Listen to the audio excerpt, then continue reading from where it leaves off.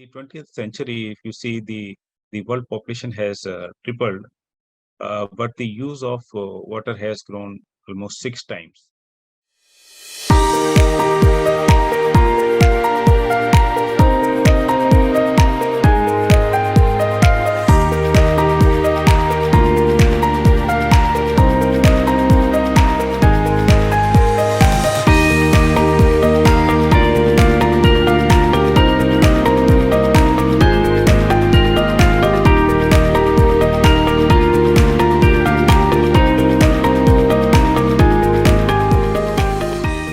You may remember there was a huge flooding in Mumbai in 1994. This is a study or analysis done by Center for Science and Environment, which clearly shows that in 1925 and 1994, the green cover has been decreasing alarmingly, and this is being overtaken by the built-up areas. So when you have more built-up areas, there will be more runoff generated, and there will be more chances of flooding. At the same time, the Mithi River, which used to discharge all this water into ocean, has been encroached upon, and its width has been shrunk to almost 10%, so that water cannot quickly go out from the city to the ocean, and which leads to the flooding. And same thing we are seeing in Bangalore, in Delhi, in Hyderabad, or any other city of country. So these are common scenario. Even during the monsoon season, people have to run behind tankers for collecting water for their daily water requirement. Our streets are flooded with water. Our aquifers are depleting. There is water pollution. There are riots also. There are they are killing also for the availability of water. So our waters are definitely under a huge pressure. And in the 20th century, if you see the world population has tripled, but the use of water has grown almost 6 times. So it's a growing crisis and continuously growing. If you live around 1950, only North Africa, was having average or below average water availability. But by 2001 only, more than 75% of the world population has low water availability. And India is also, you can see on the red zone. So if you see the national scenario, the annual replenishable water is 447 billion cubic meters, and natural discharge 36 billion cubic meter. Net availability is 411 billion cubic meters only. Net draft for irrigation is 228 billion cubic meters. Net draft for domestic and industrial purpose is 25 billion cubic meters. And stage of groundwater development is around 62%. Around 50% of water is used for irrigation requirement, 50% for urban and industrial water use, and more than 85% for domestic water use in rural areas. So you see these all India figures as well as Delhi, Andhra Pradesh, and Telangana. You can see the number of overexploited, critical, semi-critical, and saline zones are on a constant rise. So this map clearly shows that more than 50% of India is already under extreme to high water stress. All these red areas, they're facing the acute water problem. And it's not only limited to India, but this is a global phenomena. And you can see that this problem is faced throughout the world.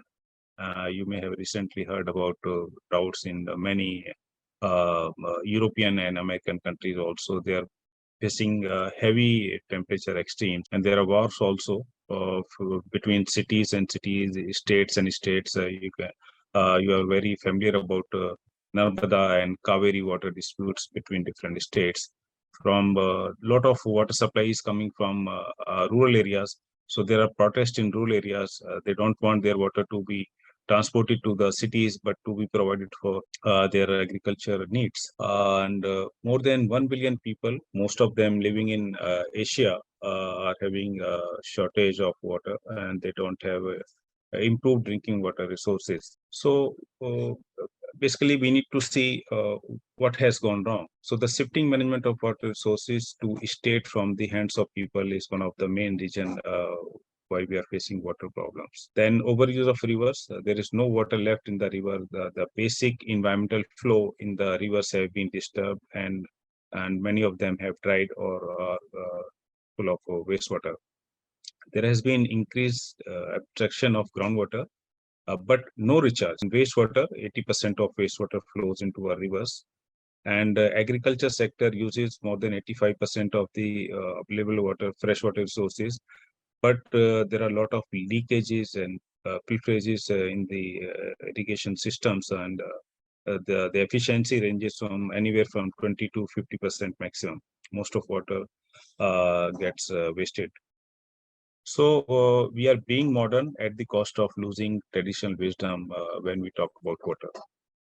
If we look back into our history, Indians have been practicing water conservation, rainwater harvesting practices since long time. This central picture you can see is imagery from the Holavira civilization, the 3rd BC Indus Valley civilization. And when historians dug out this civilization or this city, they were amazed to see that Indians have been practicing rainwater harvesting and water conservation practices since 3rd BC. They were diverting the excess water from the rivers during rainy season to the number of tanks constructed all around their settlement, and that water was used for domestic water requirement as well as for irrigation. Because that time we don't have facility of public water supply, there was no municipal supply in these cities, there was no hand pump, no tube wells. So the surface water was only available, and that they managed very wisely to meet their requirements. India is full of forts, and we find thousands of forts in India. This is just an example of Chittorgarh Fort in Rajasthan. This fort is located on a small hillock, and there are about 84 water bodies. One of them you can see in the picture also. There are another 83 ponds like this in the for this fort, and they were able to store so much water that even if enemy surrounds them for 2 years, they could survive with this water only, because that time they don't have tube wells, bore wells. So all the water which was stored in these tanks or ponds was only used for different purposes.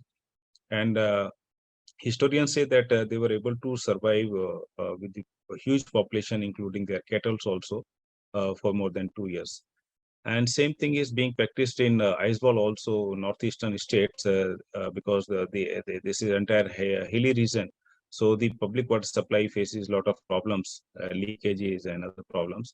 So they have made these kind of tanks, small storage tanks to large storage tanks in their houses, where they store rooftop rainwater and then use it throughout the year, or especially whenever there is problem in municipal water supply, and they use it. The another you can see this imagery. South India is especially famous for tanks, areas, and they're all interconnected. So during rainy season, when one tank gets filled up, its overflow goes to next tank, and then it goes to third tank, fourth tank, and like that. So these blue dots in the red left-hand side corner, if you see, these blue dots are the tanks which are all interconnected. In Rajasthan also, these kunds and they store rainwater because the rainfall is very less. So even 100 millimeters of rainfall, people store and use it throughout the year. So the basic simple logic that even if you have minimum 100 millimeters of rainfall falling on 1 hectare land, you are able to store 1 million liters of water, and which is sufficient for meeting your water requirement. Traditionally, if you see, India has a huge number of water management or rainwater harvesting practices in different parts of our country. In Western Himalaya, if you go, you will find zincs, where people store the snow melt in small ponds or tanks, and then they use it for agriculture. In Himachal Pradesh or Uttarakhand, people make cools. Basically, this snow melt water they channelize, and they take it to the fields and use it for irrigation purpose. In Western India, like Rajasthan, Gujarat, you have khadins, you have kuis, you have berries, you have kunds. In Indo-Gangetic plains in Bihar and other parts, you have ahar and pine system, where again excess water from the rivers is diverted to the fields, stored in small tanks called ahar, and then they use it for irrigation and other domestic water requirement. Similarly, in East, you have use of bamboo to divert this spring water and take it near to your house or to your field so that you can use it for drinking or for irrigation purpose. You have Zabo, the other techniques where again this spring water or surface runoff is diverted and stored in small tanks or in fields. Similarly, in the south, you have these tanks or aeries or kuntas or chervus. So India is full of these traditional water harvesting systems, and people have been managing their water resources very nicely. But I'll come to this why it led to deterioration of these. So people were managing these water resources very nicely through community participation. But then came the British era, and they said that water is not your problem. It is state's responsibility, and we'll provide you water through taps. Forget about these ponds and tanks and areas and everything. And slowly they started building up this network, but definitely there is a limitation. Each and every person cannot be connected to this tap network.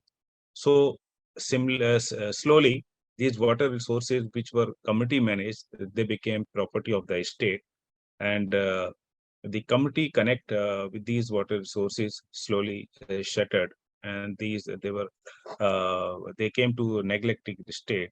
And because of lack of maintenance, they all died. There is a famous writer, Shri Anupam Mishra ji, in his one of this book, Aaj Bhi Khare Hain Talab, he mentioned the planning system of our old cities. He says that earlier, if he says today's condition, the city's status is based on its population. Less population means village, then you have small towns, then you have cities, and then you have metro cities based on population. But earlier it used to be based on number of water bodies, a number of ponds, a number of tank a city has. So the less number of ponds or water bodies, say one or two, it was called a village. More than 10, it was called a town. More than 100, they were called metros. So similarly, all the cities, big cities were given the name. So, as you know, that rain is the ultimate source of all kinds of water, and all our water resources gets recharged through rainwater only. So, it's equally important to give due credit to this natural resource, which we get free of cost everywhere. Maybe somewhere less, somewhere more. But if we conserve it properly, we can ensure that there are sufficient water supply from our taps, from our tube wells, from other sources throughout the year. And rainwater harvesting is simple activity of capturing rain, either storing it in storage tanks, which can be directly used for meeting your domestic requirement, for agriculture requirement, or whatever it is, or putting it back into the earth, back into the soil, so that you can later extract through hand pump tube wells or bore wells for later use.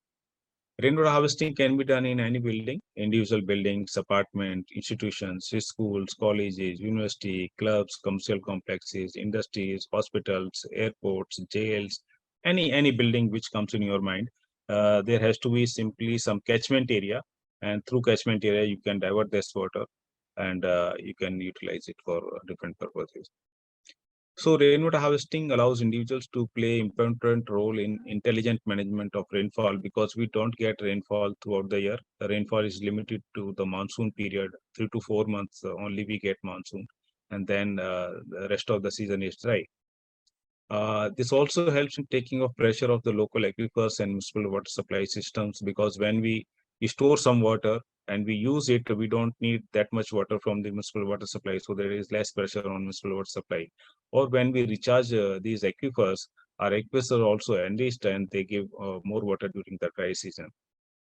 It also provides a measure of independence to the water users, because if you have stored some water in your storage tank, you can utilize it at any point of time. You need not to depend on what time water supply will come. And many cities, water supply is not regular. It comes for half an hour, 1 hour, maybe sometime in morning, maybe sometime in evening. And some cities get water supply really during odd hours, 1 a.m., 2 a.m., 3 a.m. like, and people have to put a lot of efforts to store water for their daily water requirement. It also reduces the stormwater runoff and minimizing the flooding on the streets and in cities. There are a number of building bylaws also available in cities that each building should have rainwater harvesting, so that meets the legal requirement also. And as a concerned citizen, we should all go for it because this is need of the hour, and it helps in creating the water literate and prudent society, and for climate resilience also. So this is all about the bylaws, building bylaws, Central Pollution Control Board, State Pollution Control Board, municipal corporations. They have all come up with different bylaws to implement rainwater harvesting in different buildings.